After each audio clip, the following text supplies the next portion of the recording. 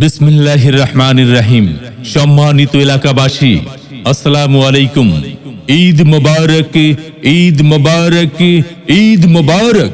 আগামীকাল রোজ বৃহস্পতিবার সকাল ৮ ঘটিকায় মাহমুদ কাঠি ঈদগাহ ময়দানে পবিত্র ঈদ উল ফিতরের নামাজ অনুষ্ঠিত হবে ইনশাআল্লাহ।